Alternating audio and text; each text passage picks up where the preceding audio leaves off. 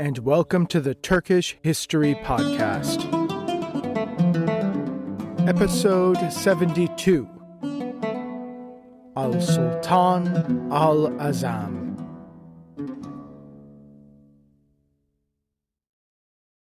Before we begin, if you have been enjoying this podcast, I'd like to ask you to please subscribe, rate, and leave a review on Apple Podcasts or wherever you get this podcast. It would mean a lot to me and would help more people find the podcast. Thank you for listening.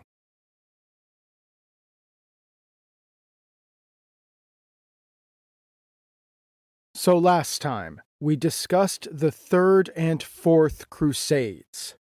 How after the sort of unsatisfactory end of the Third Crusade, Pope Innocent III had authorized a new crusade to the east, with the goal of taking Egypt, but which crusade then became derailed and excommunicated, ultimately leading to the Crusaders sacking the great city of Constantinople.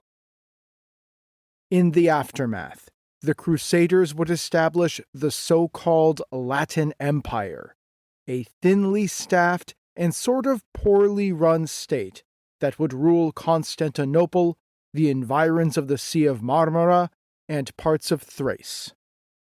And as we discussed 2 episodes ago, it was also at this very same time that a former Roman Sultan fled Constantinople himself, returning to the throne in Konya and inaugurating a new golden age for the Seljuks of Rum. And today, we will begin the story of that golden age. A golden age that will end only with the coming of the Mongols from the east. So Keyhüsrev now sits in Konya, once again the Sultan of Rum. But before we dive into the actual events of his second reign, I want to step back a bit and look at the broader political changes that his reign will inaugurate, and where they came from. I think it is important to bear these in mind when we eventually jump into the details of the wars and the battles. As I said 2 episodes ago, Keyhüsrev's second reign really marks the beginning of a change in the political development of the Sultanate of Rum. The inauguration of a new stage in which the central court institutions of the Sultanate will effectively take over all of the satrapies and appanages and beyliks that had previously run Anatolia. Now, the roots of this process were deep, going all the way back to the reigns of Kılıç Arslan I and Mesud, and Keyhüsrev's half-brother, the late Rukneddin Süleyman Shah, had done the thankless yeoman's work of actually conquering Anatolia. But it will really be now that the centralization of power in Konya will be accomplished. And I think that there were a couple of reasons why this process really came together at this point in history.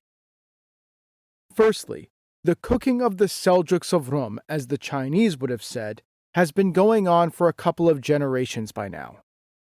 If you will recall, the very first Roman sultans, Süleyman I and Kılıç Arslan I, were very much traditional tribal Turkish leaders. After the death of his father Kutalmış at the hands of Alp Arslan, Süleyman had lived among the tribes on the fringes of the Great Seljuk Empire. He had invaded Anatolia in the aftermath of Manzikert as a tribal leader, leading a small band of Turkmen to northwestern Anatolia. And while he had canny political instincts and an ability to play Byzantine politics, his power base remained the tribes. Kılıç Arslan, similarly, had been a sort of traditional Turkish ruler who had rallied the tribes and the beys of Anatolia to him after the invasion of the First Crusade. Indeed, one of the most telling signs of how uncooked the state was during this period was that Konya itself, the capital of the Sultanate, was repeatedly taken by Crusader forces without there being much of an impact at all on the Sultan's ability to run the state. The Seljuk Sultanate of Rum was, at that point, still very much a state ruled on horseback. However, in the intervening century or so, the court had become much more cooked. Under Mesud's reign, we saw the seeds of the court culture planted earlier beginning to shoot. The Sultan came to be increasingly sedentary in Konya, and it was likely in this period that a royal residence in Konya was constructed, though palace is probably too grand of a word for the dwelling at this time. More importantly, Mesud had begun the construction of the great Al-Din Mosque complex in the center of Konya. We see also the first references in this time to the classic Perso-Islamic trappings of the state: viziers, divans, cadis, and so on. This then accelerated during the reign of Kılıç Arslan II. The building works in Konya were expanded, and we see frequent references to officials of the central court, in particular, non-Turkish officials. Think of the Armenian and Persian viziers, and above all, the great Greek Grand Vizier Ikhtiar al-Din Hassan ibn Gavras.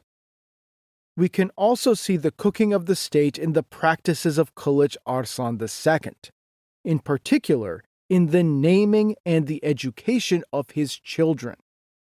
Keyhüsrev, after all, is a name from the great Persian epic, the Shahnameh, and Keyhüsrev is the first Roman Sultan that we can say definitively had a classic Perso-Islamic education and indeed was certainly literate. He was not only fluent in his native Turkish and Greek, but was also educated in Persian and Arabic. And he not only learned the languages, he was given an education in the principles of Islamic theology and philosophy, along with Persian and Arabic poetry, literature, music, and so on. Remember, by the early 1200s, Manzikert was over a century in the past, and in that time, much of the leadership of the wild tribes who had invaded Anatolia had settled down. A new Turkish culture was emerging in Anatolia, a culture that was really a fusion of Turkish, Roman, Greek, Armenian, Arab, and Persian cultures. This culture was distinct from the culture of Byzantium, but was also distinct from the culture of the broader Islamic world. As we will discuss in more detail in a later non-narrative episode, this was something that was remarked upon by contemporaries even at the time. A major part of this was an emerging court culture that had deep roots in both the Perso-Islamic tradition and in the Roman Greek tradition. And this meant that in Konya, there was a bureaucracy and a civil service and a sultan who were able to administer a centralized state and, crucially, saw a centralized sedentary state as the norm. The Sultanate, in short, was no longer ruled from horseback, or rather, was no longer solely ruled from horseback. The cooking of the Sultanate also happened to coincide with a great political development in the East, namely, the final end of the Great Seljuk Empire. Now, we have really been focused on Anatolia and the events in the Levant, namely, the rise of the Zengids and the Ayyubids and their wars with the Crusaders. Well, in the East, in Iran, Iraq, and Central Asia, time has not stood still, of course. Now, in advance of the episodes I am planning to do on the Mongols, I will actually do a deeper dive into Central Asia. But for now, the really important thing to know is that basically in the late 1100s, the Great Seljuk Empire entered into its death throes and finally collapsed. For generations now, really since the death of Muhammad Tapar in 1118, the Great Seljuk Sultans had really been little more than figureheads. The rule of Iran, Khorasan, and Balkh fell into the hands of their emirs and beys. In Kerman, in southeastern Iran, the line of Kavurt ruled until the 1180s, finally falling in an Oghuz tribal rebellion. Finally, in 1176, Tuhrul III, the last great Seljuk Sultan, ascended to the throne at the age of 7. However, by now, precious little remained of the Great Seljuk Empire, founded by the young Sultan's namesake over a century earlier. Anatolia was of course in the hands of the Seljuks of Rum. There were the Ayyubids and the Zengids in the Middle East, and, as we will discuss in later episodes, 2 new eastern states had arisen. In Afghanistan, Pakistan, India, and eastern Iran, there was the great Ghurid Sultanate, descended from vassals of the Ghaznavids.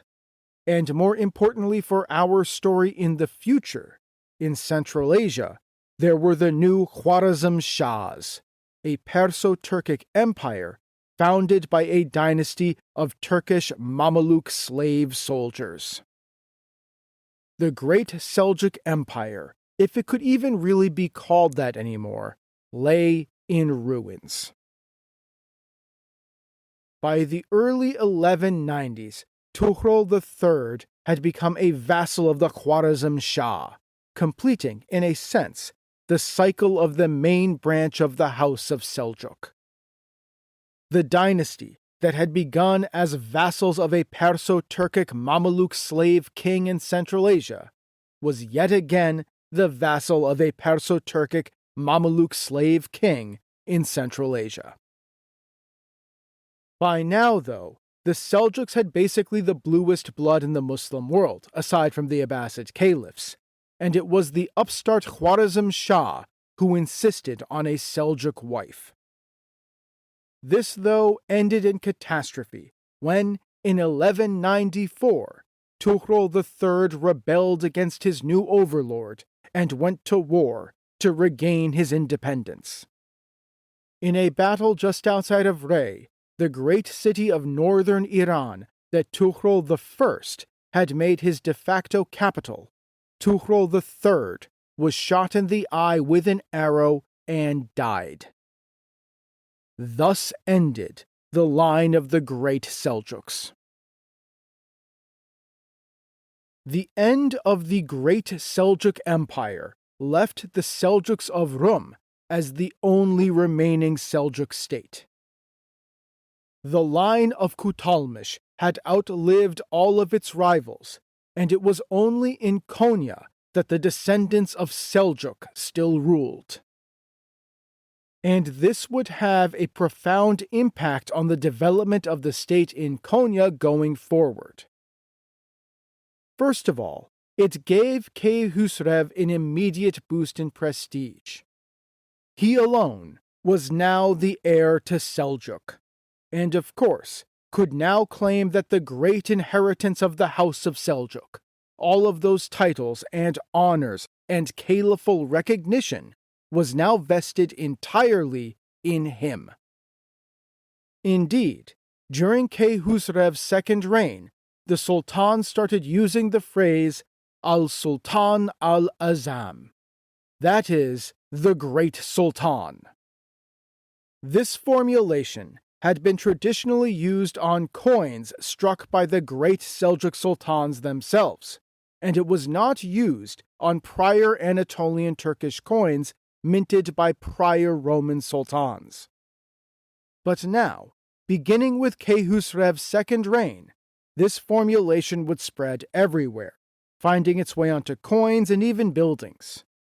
Keyhüsrev was now conceiving of himself as the successor to the now gone Great Seljuk Empire, the lone heir of the inheritance of Seljuk. the sole Great Sultan. And this fall of the House of Seljuk outside of Anatolia had consequences beyond just increasing the prestige of the remaining, now great, Seljuk Sultan in Konya. Most importantly, it resulted in the emigration to Anatolia of a whole class of court elites. Men who had served the courts of the great Seljuk sultans in Iran and other Eastern Seljuk courts.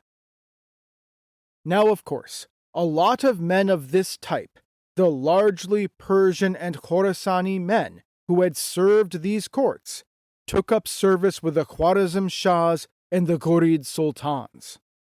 But for a variety of reasons, which varied man to man, many of them did not. Instead, they packed up and moved west, coming eventually to Konya. There they provided the cultural capital and the manpower, the skilled labor, if you will, to really staff an expanding sultanate bureaucracy. These men were all educated in the classic Perso-Islamic system and had great experience serving the far more centralized and culturally sophisticated courts of Iran and Baghdad and Khorasan.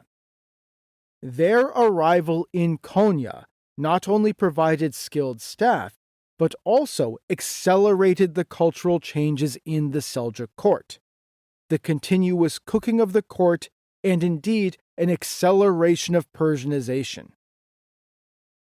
And indeed, one such man, easily the most well-known cultural product of the Sultanate of Rum, the famous Sufi poet and mystic Jalal ad-Din Muhammad Rumi, had only now just been born in Khorasan and would eventually make the journey west to Anatolia himself, which is of course where the name Rumi itself actually comes from, the man from Rum. And in time, I promise I will do a standalone episode on the great Rumi. One of the arrivals to the court in Konya during Keyhüsrev's second reign, a man named Abu Bakr Najm al-Din Rawandi, left us a source called the Rahat al-Sudur, which really shows the cultural and political changes swirling around Konya at this time. Rawandi calls Keyhüsrev the conqueror of 10 lands and the ruler of the 7 climes, old formulations for the great Seljuk sultans since the days of Tukhrul. Rawandi then explicitly links Keyhüsrev to the broader Seljuk legacy and portrays him as the inheritor of the entirety of the old Seljuk Empire, saying that Keyhüsrev was the sovereign of Rum and Rus, of the Turk and the Chinese, Egypt and Syria, ruling as far as the borders of India, and then continues on to say, "Now that the nest of the Sultanate is barren, Khosrau shall become its auspicious offspring." I mean, you can't get much more explicit than that in proclaiming that the Anatolian Seljuks were now the inheritors of the entire Seljuk legacy. Furthermore, the scholar Sarah Nur Yildiz has argued that this entire Rahat al-Sudur should basically be seen as a job application. Rawandi trying to impress the Sultan of Rum with his skills, but also demonstrating that he can import the cultural and intellectual capital of the now gone Great Seljuk Court to Konya. Indeed, much of this work basically consists of Rawandi showing off his knowledge of Persian poetry, Aristotle and Greek philosophy, literature, calligraphy, history, and religion. And why was this scholarly skill set so desirable? Well, because it was necessary to be a good bureaucrat. It was necessary in expanding and entrenching the court bureaucracy to directly run all of Anatolia. But I think that there were also other reasons that it was really now that the centralization of power in Konya really came together. For one thing, I don't think we can ignore the broader geopolitical context in both West and East. Now, in the East, we already discussed the collapse of the Great Seljuk Empire and the impact that that had. But closer to home, in the lands of the Middle East, there had been further political developments in the lands of the Ayyubid Sultanate. Basically, after Saladin's death in 1193, the great sultanate that he had built had fallen into civil war, ultimately ending in the dead conqueror's brother Al-Adil largely reunifying the Ayyubid Sultanate within a couple of years. But this was not the end of internal struggles, and Al-Adil was forced to see down further potential challengers before ultimately declaring himself Sultan in 1200. However, even after this, Al-Adil was focused on consolidation, knitting together his brother's conquests, and not on expansion. As such, the Sultanate of Rum did not face existential military pressure from the Ayyubids. This provided breathing space and would give Konya the ability to expand its power at the expense of the smaller principalities in Anatolia and even some of the Ayyubid emirs and vassals on the fringes of Anatolia. Similarly, in the West, we've already covered the basics of the catastrophe that befell Byzantium, but we did not really get into what happened after the city fell to the Crusaders. As I briefly mentioned, various Byzantine nobles fled Constantinople and established successor states in Pontus, Epirus, and most importantly, Nicaea, that is Iznik. These states would keep the Roman state alive until, in about 60 or so years, Constantinople would be reclaimed. Indeed, I think it's interesting to note that Keyhüsrev's flight from the imperial city is sort of a piece with these. That is, the former sultan was also an inner circle member of the Roman ruling elite who had fled the disaster himself. In some ways, honestly, we can sort of see his return to Konya as just another one of these flights from Constantinople to establish a state in the aftermath of the fall of the Queen of Cities.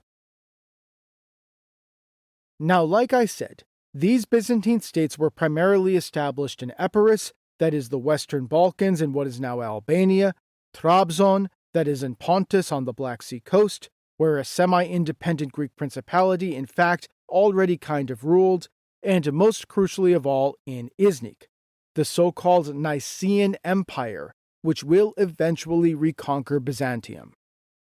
And the Nicaean Empire was first led by a man who we met 2 episodes ago, and who will be with us for a couple episodes yet, Theodore Laskris. Laskris had actually been imprisoned in Constantinople during the short reign of Alexios the Younger for opposing the emperor's dealings with the Latins, but he managed to break out of jail and flee to Iznik, where he seized power and, of course, refused to recognize Alexios the Younger. He was therefore in an optimal position when the city fell to the Crusaders, and of course, he declared himself emperor in Iznik. Now, we are shortly going to dive into the relationship of Laskris and his Nicaean Empire with the Sultanate, which I assure you is far from bloodless. However, for now, it is important to note that, despite the coming conflict, Laskris's real enemy was not the Turks. It was, of course, the Latins occupying the imperial city.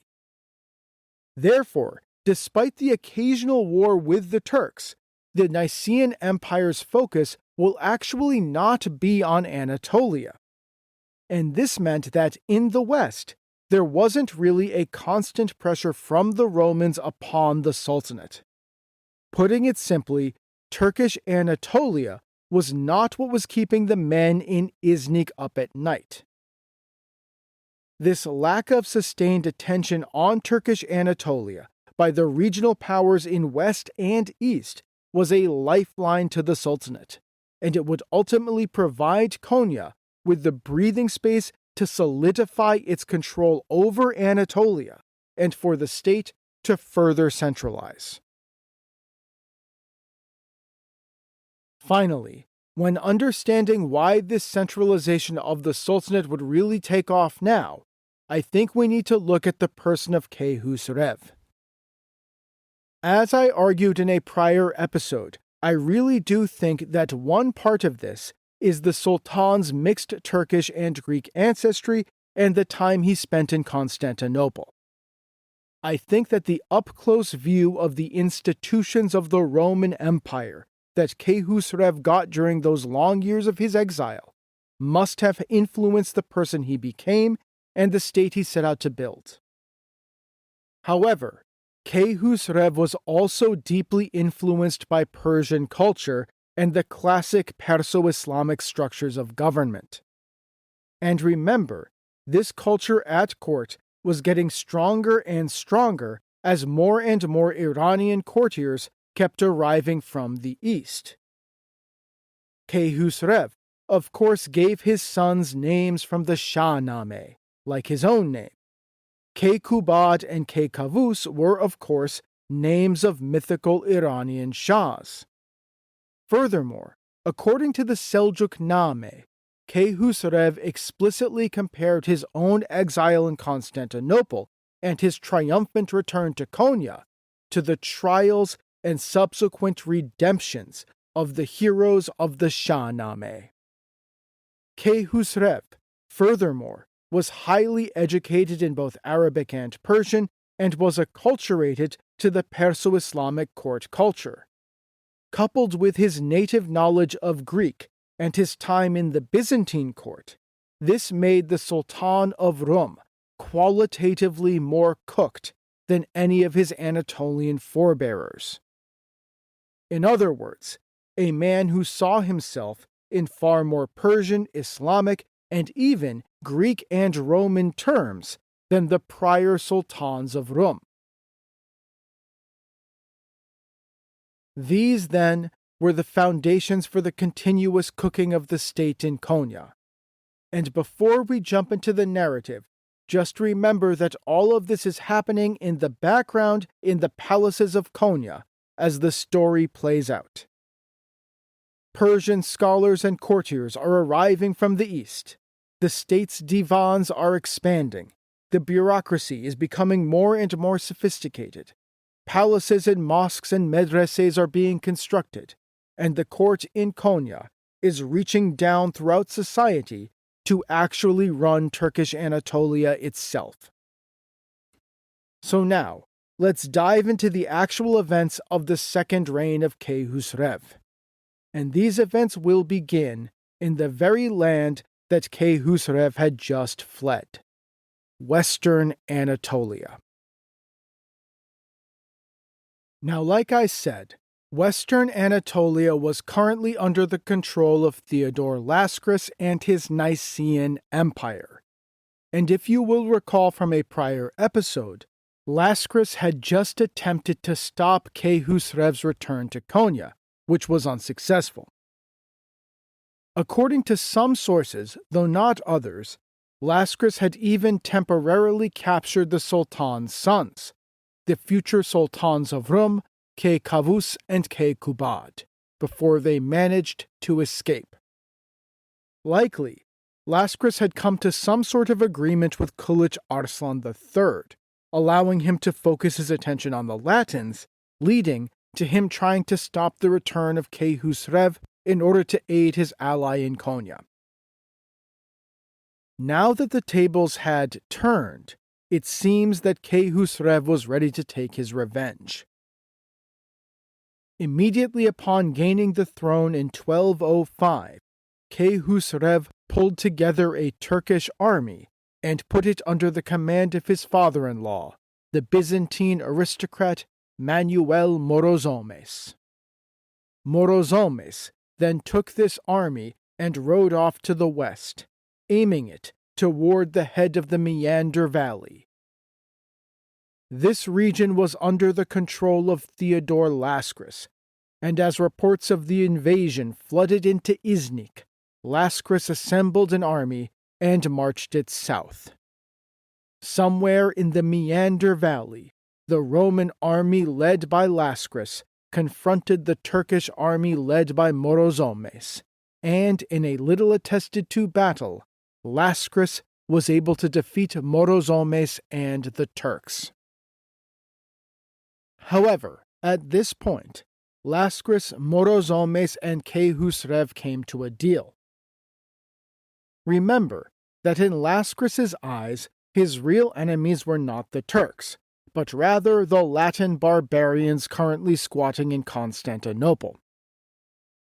He wanted a peace with Konya to focus on that greater struggle, and had previously made a deal with Kılıç Arslan III for that reason.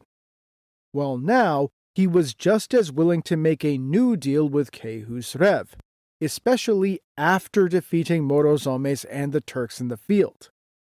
This victory was actually an optimal negotiating position. The deal hammered out between the Emperor in Nicea and the Sultan in Konya was all in all quite good for the Sultanate, especially given that Laskris had just bested the Turkish armies in the field.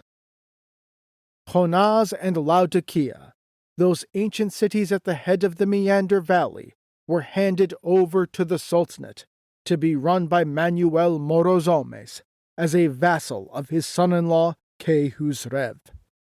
The Turks agreed to a non-aggression pact, pledging to not attack the Empire of Nicea, and thus freed up Laskris for his bitter struggles with the Latins. And Laskris agreed to not interfere with any wars the Sultan might undertake elsewhere in Anatolia, including against other Byzantine potentates, such as the Byzantine successor empire in Trabzon and Armenian Cilicia. This peace and non-aggression pact in the West allowed Keyhüsrev to consolidate his rule in Konya and to secure his eastern frontiers.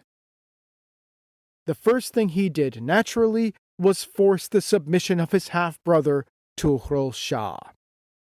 Now, if you will recall, following Rukneddin Süleyman Shah's destruction of the Seljukids and his conquest of Erzurum, the late Sultan had installed his half-brother Tuhrul Shah in their place in Erzurum.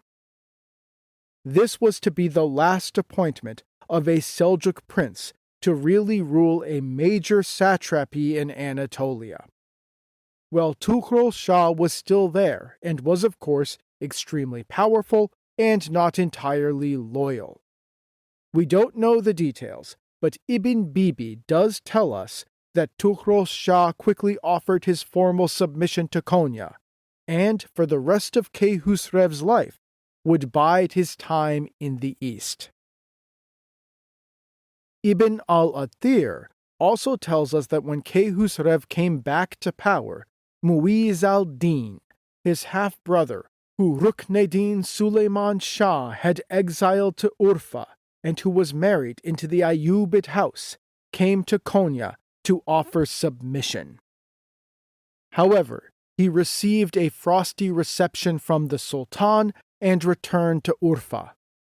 Shortly thereafter, Keyhüsrev invited Mu'izz al-Din's Ayyubid in-law, Al-Afdal, to come to a conference in Kayseri.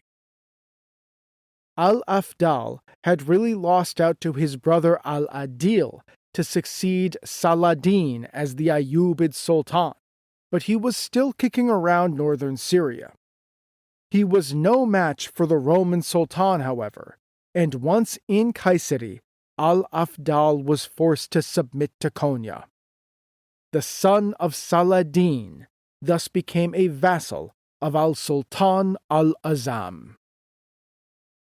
Keyhüsrev then further accepted the submission of the Emir of Harput, another of the small emirates on the borders of Anatolia, and the Middle Eastern domains of the Ayyubids.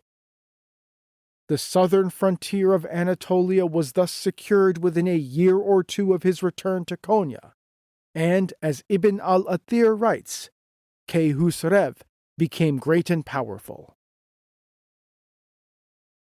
Keyhüsrev then followed this up with a campaign in northern Anatolia, which focused on an agenda item that was sort of a primary goal of his: securing a proper seaport for the Sultanate of Rum. We must remember that the Sultanate of Rum was a fundamentally land-based polity, perhaps unsurprising for a state founded by Turkish tribes. And indeed, it is actually sort of a long-standing feature of Anatolian history that the interior of Anatolia, the plateau, is in general deeply connected to the lands of the Middle East and Iran, while the coasts are deeply connected to Europe. This is a feature of Anatolia that kind of goes back even to the Bronze Age in some ways. The ancient Assyrian trade missions, for example, came from Mesopotamia, while the initial Greek settlements on the coasts came from mainland Greece. The Turks were sort of only the latest example of this, and in the Middle Ages, the Sultanate of Rum was, up to this point, basically confined to the interior of Anatolia, especially after they had lost western Anatolia following the First Crusade. However, the importance of a sea connection was not lost on Keyhüsrev. Though this is speculative, I can't help but think that his long years in Constantinople, the greatest natural port in the world, convinced him of the importance of obtaining a port for his sultanate.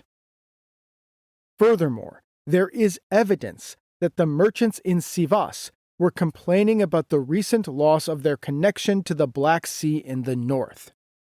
As I briefly mentioned in a prior episode, it is likely that during the reign of Suleiman Shah, the former sultan had conquered Samsun on the Black Sea in the late 1190s, which then served as the main trade entrepot for the sultanate. Well, it seems that the sultanate lost this crucial port during the short reign of Kılıç Arslan III, shortly after the fall of Constantinople in 1204. See, the Byzantine successor state running Pontus, the Empire of Trabzon, came to be run by two brothers named Alexios I Komnenos and David I Komnenos. As you can tell from the name, members of the Komnenoi. The two brothers were sons of Andronikos Komnenos and had been born in Georgia, while Andronikos had been taking refuge there. Apparently, they even had some sort of familial relationship to the Queen of Georgia, Tamar the Great. When they heard of the news of the fall of Constantinople, the two Komnenoi marched an army from Georgia over to Pontus with the support of Tamar the Great, and they quickly captured Trabzon. Pontus had been a sort of semi-autonomous principality of the empire ever since Manzikert, and with Constantinople now in Latin hands, Alexios and David proclaimed themselves to be co-emperors and turned Pontus into a completely independent state. And naturally, they quickly went to war with Theodore Laskris. In the course of this war, David marched an army along the north coast of Anatolia in 1204 or 1205, and on the way he managed to take Samsun, the lone maritime possession of the Sultanate. According to Ibn al-Athir, this closed the sea to the Sultanate. Indeed, this might have been a contributing reason that Keyhüsrev had been able to overthrow Kılıç Arslan III. Maybe the merchants were angry at the loss of their port and were willing to support a change in leadership. Therefore, at some unspecified point early in his second reign, Keyhüsrev marched an army up to the Black Sea coast in an attempt to retake Samsun. However, this would not be successful, and it would be several years before the Black Sea port would again fall under the control of Konya. But this defeat in the north did not end the Great Sultan's dreams for a port. It just shifted them from the north to the south.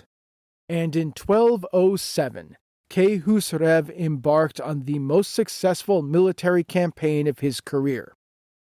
The campaign that would finally deliver much of the southern coast of Anatolia to Turkish rule. The Turkish conquest of Antalya. Now, the roots of the Antalya campaign really lay in the Crusader sack of Constantinople in 1204. If you will recall, Antalya and the southern coast of Anatolia had been ruled by the Byzantines for time immemorial. Even after Manzikert, this city had never fallen to the Turks. But in the aftermath of the Crusader sack of Constantinople, Antalya had been taken over by an Italian adventurer of the noble Aldobrandini family, though unfortunately his first name is not known. This Aldobrandini was an Italian adventurer who had been in the employ of Byzantium, but after 1204 he appears to have struck out on his own. He therefore did not fall under the terms of the non-aggression pact agreed to between the Sultan and Laskris, meaning that Keyhüsrev was free to attack him. Furthermore, the mountainous uplands north of the coastal pocket in which Antalya sits were teeming with Turkmen, and nearby Isparta had fallen to the Turks during the short reign of Kılıç Arslan III. Antalya was therefore the natural maritime outlet for Konya, which lay just over the mountains on the plateau to the northeast. All that remained was finding a pretext for the war. This pretext supplied itself soon enough.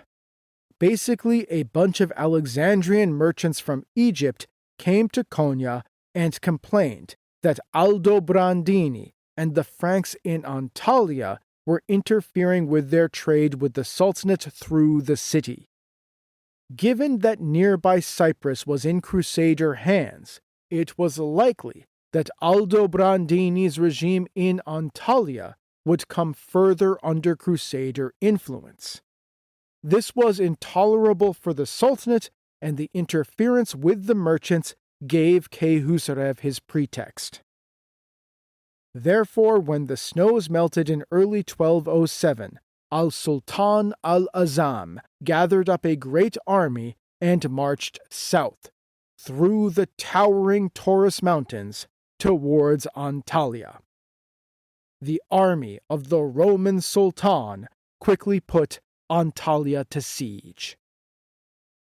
However, the walls of Antalya were strong, and the port city could not be cut off from the sea without a naval blockade, and of course, at this point, the Roman Sultan didn't have a navy at all. Keyhüsrev nevertheless ordered siege engines constructed and, in several assaults, destroyed certain key towers along the walls. The Sultan then prepared his army for a great final assault to storm the walls and take the city. The fall of Antalya to the Great Sultan looked imminent at this point, but Keyhüsrev then suffered a great setback. When the city had been put to siege, the defenders inside had written urgently to the Crusaders on nearby Cyprus, and just as the Roman Sultan was preparing for the final assault on the city, he looked up to see sails on the horizon. A Crusader fleet had arrived, carrying reinforcements from Cyprus to the besieged city. As the Crusaders disembarked, Keyhüsrev reportedly despaired. He was forced to pull his army back and break off the siege. The Sultan returned to Konya, no doubt miserable and furious, sure that yet again his attempt to gain a seaport had been stymied. However, the Turks did not leave the environs of Antalya. Instead, they spread out across the countryside, raiding and despoiling the land. Keyhüsrev further ordered certain Turkish detachments to disrupt all supply lines into the city, effectively cutting Antalya off from supplies via land. And remember, Antalya sits in a very small pocket of flat and fertile coastal plains, hemmed into the sea by the towering Taurus Mountains. This land was basically where all of the sustenance for the city came from, and where the nobility had their great country estates. And it was quite easy for the Turks to then basically put all of that to the sword, to the great consternation of the locals. Meanwhile, in the city, tensions were breaking out between the newly arrived Franks and the local Greek nobility. No doubt, in part, this was due to religious and cultural reasons, but it also seems that the Greek nobility tried to get the Crusaders to ride out to stop the Turks from despoiling their country estates, while the Franks believed that this was a ploy of the Greeks to get them to give up the valuable city of Antalya. This is, of course, a story we've seen before, the Byzantines calling for aid from the Latins only for the two sides to then fall into conflict themselves.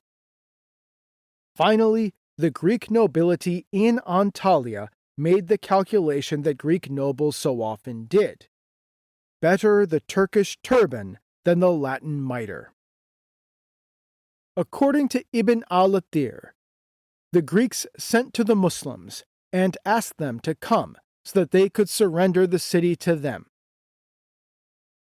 Keyhüsrev, upon hearing of this offer from the Greeks in Antalya, hurried from Konya through the mountains towards the city. He brought with him his armies and great siege engines. He arrived on March 4th, 1207, and the Greeks turned over Antalya to the Great Sultan. The Latins were forced to flee into the inner citadel of the city, where Keyhüsrev put them to siege.